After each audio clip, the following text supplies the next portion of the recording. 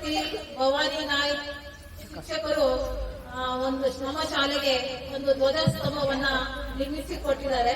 ಅದನ್ನ ನಮ್ಮ ಕಾರವಾರ ಡಿಡಿಪಿ ಆಫೀಸಿಗೆ ಈ ಒಂದು ಧ್ವಜಾರೋಹಣ ಸಂದರ್ಭದಲ್ಲಿ ಒಂದು ವಿಡಿಯೋವನ್ನ ಕಳಿಸಬೇಕಾದ್ರಿಂದ ಅವರು ಈ ಒಂದೆರಡು ಮಾತನಾಡಿ ನಮ್ಮ ಯಾಕೆ ಈ ರೀತಿ ಅವರು ಮಾಡಿಕೊಟ್ಟಿದ್ದಾರೆ, ದೇಶಪ್ರೇಮವನ್ನ ಬೆಳೆಸುವಂತ ಒಂದು ಸುದೀರ್ಘವನ್ನು ನಮ್ಮ ಶಾಲೆಯಲ್ಲಿ ಮಾಡಿಕೊಟ್ಟಿದ್ದಕ್ಕೆ ಅವಕಾಶವನ್ನ ಕಲ್ಪಿಸಿ ಅವರು ಒಂದೆರಡು ಮಾತನ್ನ ಹೇಳಬೇಕಾಗಿ ಕೇಳ್ಕೊಳ್ತಾ ಇದ್ದಾರೆ.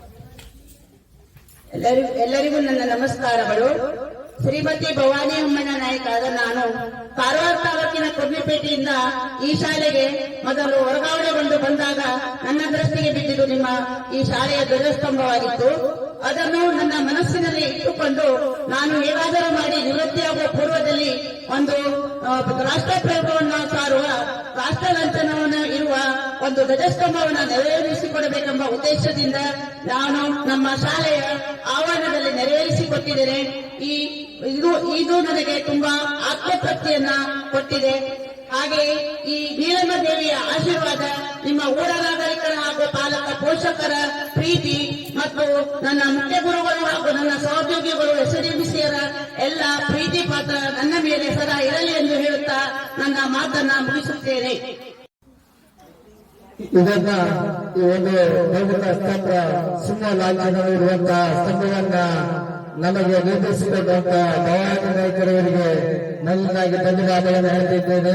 ಅವರು ದೇಶದ ಈ ಒಂದು ದೇಶ ಪ್ರೇಮವನ್ನ ವ್ಯಕ್ತೀಕರಿಸುವ ರೀತಿಯಲ್ಲಿ ನಮಗೆ ಈ ಅಚ್ಚುಕಟ್ಟ ಶಾಲೆಯ ಒಂದು ಆವರಣದಲ್ಲಿ ಧ್ವಜದ ಸ್ತಂಭವನ್ನು ನಿರ್ಮಿಸಿಕೊಟ್ಟಿದ್ದಾರೆ. ಅದಕ್ಕಾಗಿ ನಮ್ಮ ಶಾಲೆಯ ಶಿಕ್ಷಕರು ಹಾಗೂ ನಮ್ಮ ಮಕ್ಕಳ ಪರವಾಗಿ ನಮ್ಮ ಪಾಲಕರ ಪರವಾಗಿ ಅವರಿಗೆ ಧನ್ಯವಾದಗಳನ್ನು ಹೇಳ್ತಿದ್ದಾರೆ. ನೆಚ್ಚಿನ ಶಿಕ್ಷಕಿಯರಾದಂಥ ಶ್ರೀಮತಿ ಭವಾನಿ ನಾಯಕ್ ಅವರು ನಮ್ಮ ದೇಶದ ಸ್ವಾತಂತ್ರ್ಯ ಹಾಗೂ ರಾಷ್ಟ್ರೀಯ ಏಕತೆಯ ಹೆಮ್ಮೆಯ ಸಂಕೇತವಾದ ಈ ರಾಷ್ಟ್ರ ಲಾಂಛನವನ್ನು ನಿರ್ಮಿಸಿಕೊಟ್ಟಿದ್ದು ನಮಗೆಲ್ಲರಿಗೂ ಶೈಕ್ಷಣಿಕವಾಗಿ ಸಹಾಯವಾಗಿದ್ದು ನಾವೆಲ್ಲರೂ ಅವರಿಗೆ ಚಿರಋಣಿಯಾಗಿರುತ್ತೇವೆ. ದೈಹಿಕ ಶಿಕ್ಷಕರು ಅವರು ಒಂದು ಈ ಮೈಕ್ ಅನ್ನ ನಮ್ಗೆ ಶಾಲೆಗೆ ದೇಣಿಗೆಯಾಗಿ ಕೊಟ್ಟಿದ್ದಾರೆ. ಯಾವುದೇ ಒಂದು ಕಾರ್ಯಕ್ರಮ ಮಾಡಲಿಕ್ಕೆ ಅದು ಅನುಕೂಲ ಆಗಲಿ ಅಂತ ಕೊಟ್ಟಿದ್ದಾರೆ. ಅವರಿಗೂ ಕೂಡ ನಮ್ಮ ಈ ಒಂದು ಶಾಲಾ ವತಿಯಿಂದ ತುಂಬಾ ಅಭಿನಂದನೆಯನ್ನು ಕೂಡ